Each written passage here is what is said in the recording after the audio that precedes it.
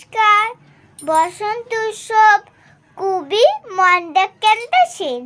বসন্তকাল আসলে পরে গাছগাছালির মজা সবাই মিলে উড়িয়ে দিল কিশলয়ের ধ্বজা। সেজে গুজে চলল সবাই উৎসবে যোগ দিতে। শিমুল পলাশ সবার মাথায় টুকটুকে লাল ফিতে। কৃষ্ণচূড়ার আগুন রঙের উন্না চুড়িদার, রাধা চূড়ার মতো নাচে স্বর্ণচুড়িকার। চারুল পারুল ভাই বোনেতে করছে কি হাঙ্গামা। ওদের যে চাই গোলাপি আর বিকনি রঙের জামা। আলোক সূর্যা নইলে কি আর তেমন শোভা খোলে।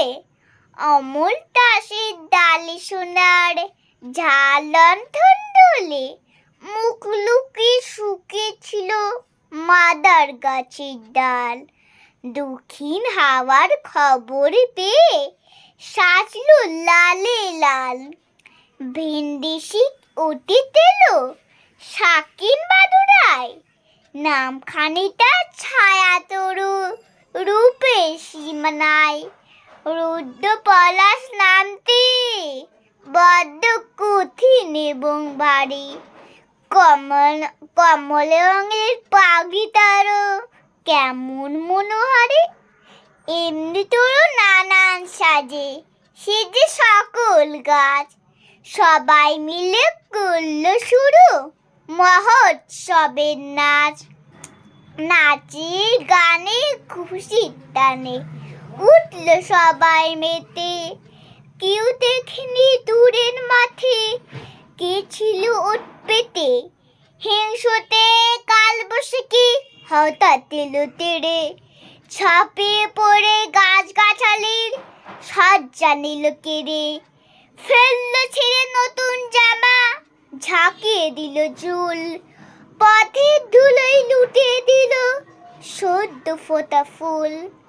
ধ্বংসলীলা সাঙ্গ করে উধাও হলো শেষে।